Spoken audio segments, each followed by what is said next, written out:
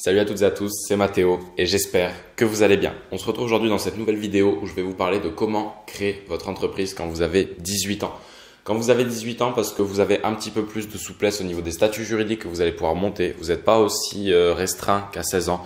Donc c'est pour ça que je fais cette petite vidéo en vous parlant de l'âge de la majorité, voilà, pour créer son entreprise, parce que vous allez voir qu'il y a beaucoup plus de choix. Et là, je vais vraiment vous parler d'un projet sérieux. C'est si vous montez votre entreprise, si vous avez un réel projet, si vous n'avez pas besoin de financement, si vous n'avez pas besoin de rentrer des associés, si vous n'avez pas besoin de capital, je vous montrerai après aussi la situation qui est la plus simple. Mais en tout cas, avant de créer une société, il faut une situation. Tout le monde a une situation. Vous êtes peut-être étudiant, vous êtes peut-être salarié, vous êtes peut-être au chômage, vous êtes peut-être une femme, un homme, jeune, vieux. On a tous une situation. Donc prenez en compte cette situation parce que tout va changer en fonction de cette situation. Il ne va pas y avoir un seul cas qui va être le bon. Il ne va pas y avoir une seule forme de société qui va être la bonne pour votre cas. C'est des études en fonction, c'est des études au cas par cas. Donc je vous conseille vraiment après de voir ça avec un professionnel. La vidéo que je vous fais est en aucun cas une vidéo où je vous dis il faut créer ça sinon c'est mort. Non, pas du tout. Je vous donne des clés, je vous donne à mon sens ce qui est le mieux et je vous donne des règles, on va dire, globales qui fonctionnent pour toutes les sociétés. Maintenant, ayez aussi un projet. Ayez un projet parce que c'est ce qui va déterminer vos attentes et vos besoins sur, on va dire, le long terme. Donc, vous avez besoin d'un projet concret. À quoi vous sert le business plan? À ça. Quand on fait un business plan, on n'a pas forcément encore la structure juridique en place. On n'a pas forcément réfléchi énormément sur quel type de société on allait se pencher. Donc, encore une fois, votre business plan, ça va vous servir à le présenter à des professionnels qui vont pouvoir, en fonction de ce business plan, en fonction de votre projet, qui vont pouvoir vous orienter vers le meilleur statut possible. Donc, ayez vraiment un projet bien défini sur papier et avec une vision long terme. Comment on va pouvoir se développer? Est-ce qu'il va nous falloir des fonds? Est-ce qu'il va nous falloir de nouvelles compétences? Est-ce qu'il va nous falloir des locaux? Est-ce qu'il va nous falloir… Voilà, ayez une vision vraiment long terme. Mettez tout ça, de toute façon, tout ça, c'est des points qui rentrent dans le business plan. Mais mettez tout ça sur écrit. Il faut que tout ça soit carré pour que vous puissiez le présenter de toute façon à des professionnels qui pourront vous orienter au mieux selon vos critères. Maintenant, je vais vous parler un petit peu de la SAS. Pourquoi une SAS? Parce que c'est, bon, déjà des règles, on va dire, générales pour toutes les sociétés. Enfin, pas toutes, mais… par exemple, SARL, SAS, dans les étapes de création, on retrouve souvent le même processus. Mais une SAS, j'ai mis mes petites notes sur le téléphone. En 2019, il y a l'IS qui baisse, qui passe de 33%, 33,33% à 28%. Donc, c'est 5% d'économiser d'impôts sur les sociétés. C'est déjà ça. C'est pas énorme, certes, mais c'est déjà une bonne chose. Les dividendes sont attractifs. Il y a une flat tax maintenant sur les dividendes depuis, je crois, 1er janvier 2018 d'ailleurs. Donc voilà, hein, les 5% d'impôt sur les sociétés, ils peuvent nous les enlever. Mais les dividendes sont taxés à 30%, mais c'est moins que dans beaucoup de cas. Par exemple, si vous retirez des dividendes boursiers, vous allez être imposé plus que ça. Donc là, voilà, 30%, je crois c'est 12,8% si je me trompe pas d'impôt sur le revenu et 17,2% de cotisation sociale de CSG CRDS, il me semble. Mais voilà, ça fait un global à 30%. Donc ça…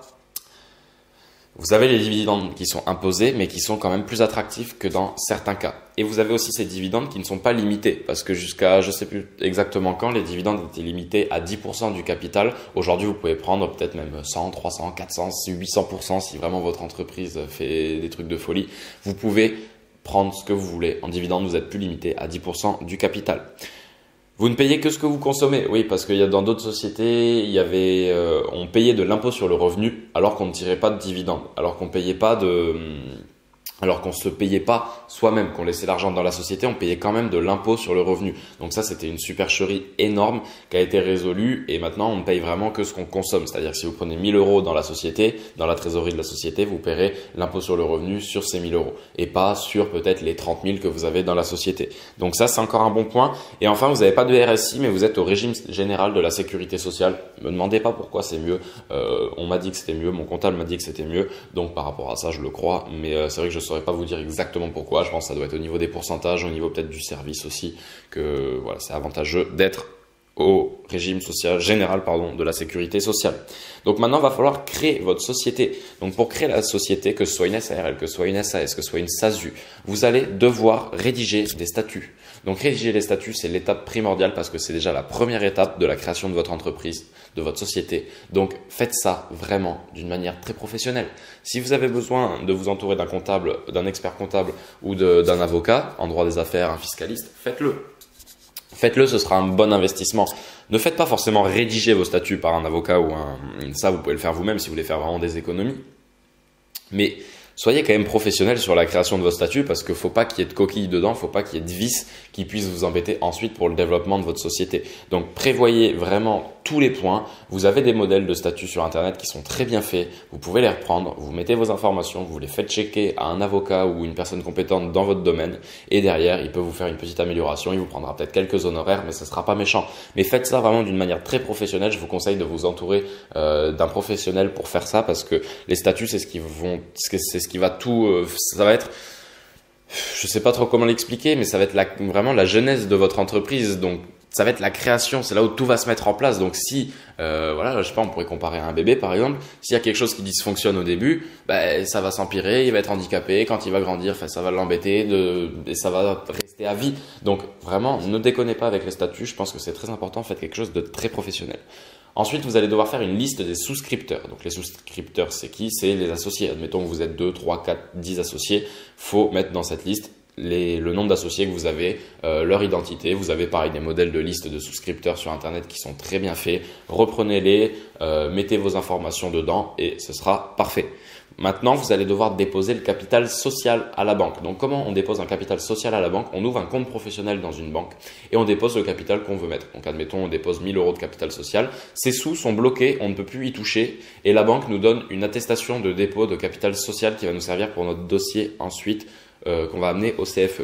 Donc maintenant, il va falloir publier aussi, il va falloir faire la publication d'une annonce légale, donc publier dans un journal d'annonce légale. Ça va vous coûter un petit peu d'argent, entre je crois 100 et 400 € en fonction des journaux d'annonce légale, pardon. Mais voilà, ça fait partie des coûts de création de toute façon, mais ça vous êtes obligé parce que encore une fois, quand vous allez avoir déposé cette annonce légale, vous allez avoir une attestation en retour qui va vous servir et qui va être nécessaire pour immatriculer votre société, donc c'est un passage obligé. La domiciliation, maintenant pareil sur Internet, il y a des services comme Digidom qui vous permettent de domicilier votre entreprise, de mettre le siège social de votre entreprise. Certains CFE, donc Centre de formalité des entreprises qui se trouvent à la CCI, Chambre des commerces et de l'industrie de vos villes. Certains CFE s'occupent de la domiciliation et s'occupent ensuite aussi d'enregistrer vos statuts aux impôts. Donc c'est pas dans tous les CFE, des CFE overbookés ils vont vous dire de le faire, donc c'est pour ça que je vous le mets, mais dans certains CFE, voilà, moi je sais qu'au CFE de Rodez, j'ai pas eu à faire ces démarches, ils m'ont tout fait eux de leur côté. Donc la domiciliation, par exemple Digidom, c'est un service, c'est celui que j'ai en tête, mais voilà, vous devez déclarer en gros où est le siège social de votre entreprise. Ensuite, s'enregistrer au statut des impôts. Donc encore une fois, là, si vous avez un CFE cool, ils vont vous le faire, mais ça peut être possible qu'ils vous demandent de le faire. Donc encore une fois, écoutez, vous allez avec vos statuts au centre d'impôt de votre ville et puis vous faites vos démarches. C'est quelque chose de, bon, on va dire, relativement facile. Et vous allez devoir déposer votre dossier au CFE. Donc si vous allez devoir leur donner votre dossier pour qu'ils l'envoient au greffe du tribunal de commerce, qu'il soit validé. Et en retour, vous allez avoir un extrait CABIS. Donc l'extrait CABIS, c'est quoi? C'est la carte d'identité de votre entreprise. Elle va vous servir à prouver, on va dire, l'existence de votre société. Et avec ce CABIS, vous allez pouvoir retourner voir la banque, lui donner le CABIS, montrer que vous avez bien créé votre société. Et eux, de leur côté, vous débloquez les fonds que vous avez mis sur le compte, sur le capital social que vous avez mis sur le compte professionnel. Et à ce moment-là, c'est parti. Vous pouvez rentrer dans votre activité, vous pouvez commencer à taffer et vous allez avoir une société qui est bien en place. Maintenant, c'est vrai qu'une SAS, alors attention, j'ai pas précisé SAS et SASU, c'est pareil, sauf qu'une SAS, faut être au moins 2, donc avoir au moins un associé, donc être 2. Et la SASU, c'est Société Action Simplifiée Unipersonnelle, donc vous pouvez être tout seul. Si vous aimez bien la SAS au niveau de la fiscalité, au niveau de tout ce que ça peut apporter, je vous conseille de créer, et que vous êtes tout seul par contre, que vous n'avez pas d'associé dans un premier temps, je vous conseille de créer une SASU. Vous serez exactement pareil qu'à la SAS, mais vous serez tout seul. Et par contre, si jamais vous voulez faire rentrer de nouveaux associés dans votre société, vous allez juste avoir à faire une petite modification des statuts qui sera très rapide pour passer de SASU à SAS et là avoir des associés, pouvoir peut-être voilà, apporter plus de capital social pour se faire financer, apporter un apport que ce soit numéraire, industriel, nature pour développer votre entreprise. Je sais pas, mais voilà, vous avez cette petite possibilité de passer de SASU à SAS. Personnellement, c'est ce que je vais faire. Je suis encore en EIRL parce qu'à 17 ans, c'était la seule chose que je pouvais faire. Donc ça, par rapport à ça, c'était un petit peu, voilà, j'étais bloqué. Mais c'est vrai que là, dès que j'ai 18 ans, je pense que passer en SASU. Maintenant, ces sociétés, que ce soit SAS, SARL, SASU, SA, ça va nécessiter souvent un comptable parce que vous allez avoir, voilà, en fonction de votre fiscalité, vous allez devoir tenir quelque chose de carré pareil pour pas être emmerdé, pour être sain sur le long terme. Donc, attention, c'est des coûts supplémentaires qu'il faut prévoir, mais ça reste, voilà, ça reste, on va dire, pas énorme. Je crois qu'un comptable pour 100, 150 euros max par mois, on peut s'en sortir. Donc, si vous avez une activité prospère derrière, il n'y a pas de souci par rapport à ça.